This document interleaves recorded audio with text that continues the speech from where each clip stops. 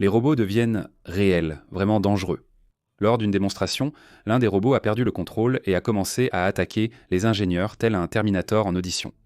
Et même si cette vidéo a enflammé les réseaux sociaux, ce n'est que le début. En Chine, une entreprise automobile utilise des humanoïdes grandeur nature aux cheveux blonds et lunettes de soleil dans ses showrooms pour vendre des véhicules.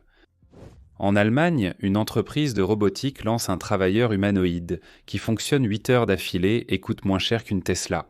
De l'autre côté de l'océan, en Californie, Berkeley vient de lancer un humanoïde à faire soi-même pour 5000 dollars que vous pouvez imprimer chez vous. Et des gens sont déjà en train de l'améliorer pour qu'il marche mieux et vive plus longtemps. Pendant ce temps, Hyundai passe en mode science-fiction en amenant les robots Atlas de Boston Dynamics sur la chaîne de production pour fabriquer 300 000 voitures électriques par an. Alors parlons-en. Mais avant de débuter, un bref avertissement pour ceux qui s'intéressent à l'intelligence artificielle générative, que vous créiez des influenceurs, avatars, têtes parlantes ou les utilisiez dans des vidéos et projets réels. Nous avons lancé un nouveau cours avancé dans notre communauté scolaire payante. Ce guide va au-delà des introductions classiques et vous accompagne jusqu'au déploiement de votre propre persona intelligence artificielle en vous expliquant comment en générer des revenus. Notre groupe scolaire gratuit compte déjà plus de 600 apprenants qui explorent les bases. Mais si vous êtes prêt pour une immersion complète, le lien est ci-dessous. Dans le prochain cours, nous explorerons les poses personnalisées, les angles, les changements de tenue et les objets de marque. Très bien, maintenant le clip viral du robot en panique est déjà présenté comme un mème, mais le clip lui-même est presque trop évident pour être ignoré. Source, la chaîne de télévision biélorusse Nexta, qui a republié des images de vidéosurveillance d'une usine tournée quelque part en Chine. Le robot en question, un humanoïde à moitié terminé suspendu à une grue de chantier comme une marionnette, était censé passer un test de routine sur l'amplitude de ses mouvements. 2 ingénieurs, main sur tablette, lisaient à voix haute les identifiants des servomoteurs en dessous. Subitement, toutes les articulations ont réagi. Le robot a mouliné des bras, a donné des coups de pied, a tiré la ligne de suspension sur le côté et a fait glisser son support soudé sur le béton poli. Un ordinateur de bureau s'est écrasé au sol, un seau de fixation s'est renversé et les 2 ingénieurs se sont précipités hors de portée tandis que le crochet de la grue grinçait au-dessus d'eux. La crise entière a duré peut-être 20 secondes, mais elle a attiré plus de 100 000 vues en 4 heures et a généré 69 blagues dans les fils de commentaires à propos de Skynet. Un spectateur a écrit « Sarah Connor avait sacrément raison ». Un autre a posté un Graphics Interchange Format de l'enregistreur de données 209 de Robocop tombant dans les escaliers, et un interne en chirurgie a admis que la scène lui rappelait qu'une console DaVinci n'est finalement qu'un ensemble de moteurs et de micrologiciels. Cette séquence rappelle une série de prototypes sensationnalistes présentés par la Chine durant l'hiver. Le Denin de Pudou. Robotix peut marcher à 7,2 km/h, monter des escaliers et encaisser un coup de hanche sans tomber. Lors de la démonstration de février, le protoclone musculo-squelettique de Clone Robotics a fléchi ses tendons synthétiques et promis qu'il pourrait un jour cuisiner, faire le ménage et tenir une conversation. Les commentateurs ont adoré la technologie, mais ont trouvé l'ambiance dystopique. L'incident a renforcé leurs arguments. Cela a montré comment une valeur de couple peut devenir incontrôlable sans limite de sécurité strictement définie. Pendant ce temps, à 500 km à l'ouest de Shanghai, Chery Automotive adopte l'ambiance opposée, le charme. L'entreprise basée à Wuhu et fabriquant des voitures depuis les années 90 a décidé que son prochain employé de showroom sera Morninet, un androïde blond grandeur nature portant des lunettes de soleil enveloppantes et une queue de cheval. Chery a collaboré avec une entreprise de robotique appelée Intelligence Artificielle MOGA en juin 2024 et a présenté Mornan lors du salon de l'auto de Shanghai de l'année dernière. Cette semaine, le robot est réapparu sur scène derrière le président international de Chery, Zhang Guibing, dans une rangée d'unités identiques. Zhang a déclaré aux concessionnaires que le marché des humanoïdes a plus de potentiel que celui des véhicules et a affirmé que Intelligence Artificielle MOGA représente le véritable avenir pour l'entreprise Chery. Le prix environ le même prix qu'une voiture, donc compté dans les 50 000, mais tout concessionnaire prêt à passer une commande bénéficie d'une remise non divulguée. Même au prix catalogue, 220 unités sont promises pour une livraison en 2025, et l'une d'elles accueille déjà les clients dans une concession en Malaisie, distribuant de l'eau en bouteille avec des doigts en fibre de carbone et répondant aux questions sur les finitions dans un alto agréablement synthétique. Les lunettes de soleil ne sont pas une blague de mode. Elles cachent un ensemble de caméras à vision panoramique qui assemblent une vue à 360 degrés et chaque bout de doigt porte des capteurs capacitifs capables de sentir lorsqu'un client touche une brochure. Un extrait sur les réseaux sociaux de la chorégraphie Junk in the Trunk de Mournen lors du lancement de Woohoo a attiré une section de commentaires presque aussi longue que la fiche technique du robot. L'une des réponses les plus populaires suggérait de mettre à jour le code vestimentaire de l'entreprise pour les blondes en plastique. Si Chery vend de l'ambiance, Iggy GmbH vend des calculs sur tableur. L'entreprise Motion Plastique de Cologne a passé 15 ans à collecter des données tribologiques sur les polymères à faible friction.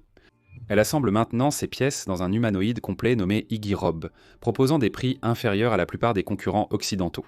Le prix affiché est de 47 999 €, soit environ 54 500 $ au taux actuel, ce qui représente un tiers du prix du Digit d'Agility et la moitié du prix supposé de l'Optimus de Tesla.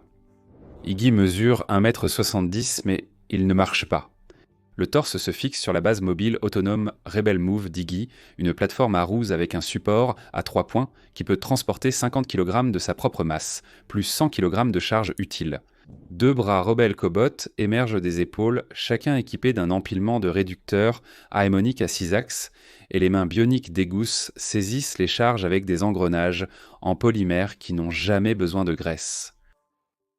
La navigation est assurée par un lidar monté sur le toit et des caméras 3D jumelées au niveau des yeux.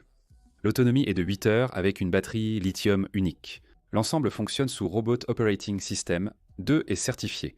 Conformité européenne pour l'Europe et s'intègre au tableau de bord de gestion de flotte Verbander Automobile Industrie 5050 que les usines allemandes utilisent déjà pour les tracteurs et les transporteurs de palettes. Le discours commercial d'Ingus est d'une praticité crue. Ils enverront une unité d'évaluation, laisseront votre équipe la tester dans une cellule en conditions réelles, peut-être à une réception, peut-être pour débarrasser la vaisselle à la cantine, puis feront venir un ingénieur pour ajuster les points de prise. Si l'essai était rentable, vous gardez le robot et vous payez la facture. Très bien, cette confiance repose sur une feuille de route en 3 étapes. Le bras Rebel Cobalt de 2022 a prouvé la transmission. La main Rebelle de 2023 a remporté un prix RBR 50 pour sa dextérité à moins de 1000 $. Et le Rebel Move AMR de 2024 a géré la chaîne de traction. Iggy, c'est juste les pièces assemblées ensemble. De l'autre côté de l'Atlantique, le laboratoire de robotique de l'Université de Californie à Berkeley pousse la guerre des prix presque au niveau des loisirs. Leur projet Berkeley Humanoid Light a publié l'ensemble des fichiers, conception assistée par ordinateur du firmware et des scripts d'apprentissage par renforcement sur GitHub, avec une mention de subvention National Science Foundation. Le robot mesure 0,8 mètres de haut, on peut l'appeler un tout petit, avec 22 réducteurs cycloïdaux que vous pouvez imprimer sur n'importe quelle imprimante dépôt de filament fondu domestique capable de gérer un volume de 200 par 200 par 200 et 100 mm.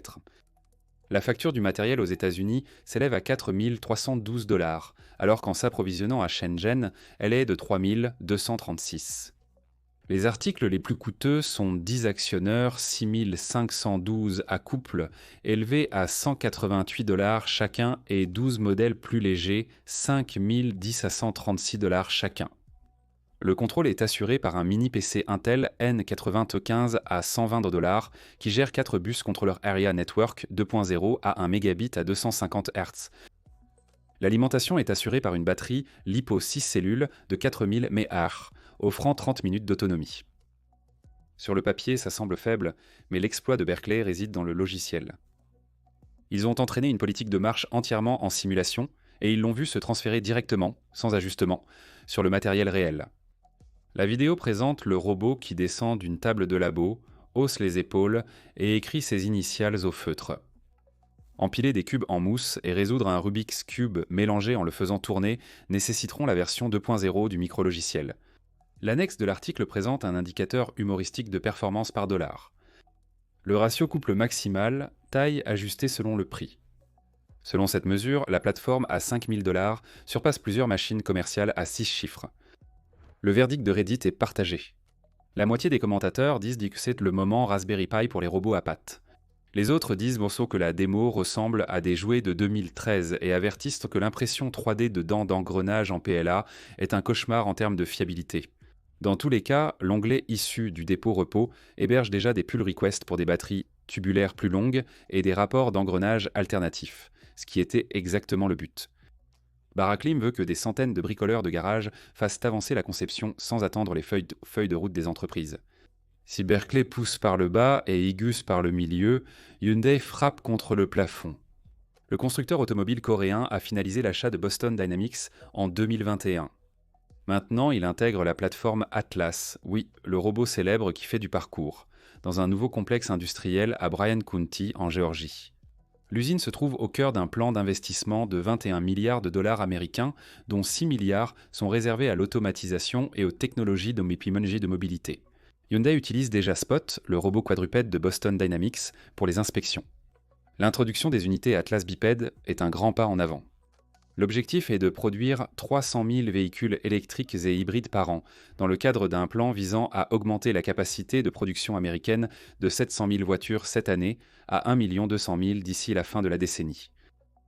Hyundai n'a pas précisé combien d'Atlas elle achète, mais des rumeurs dans la chaîne d'approvisionnement évoquent des dizaines de milliers de robots dans plusieurs catégories.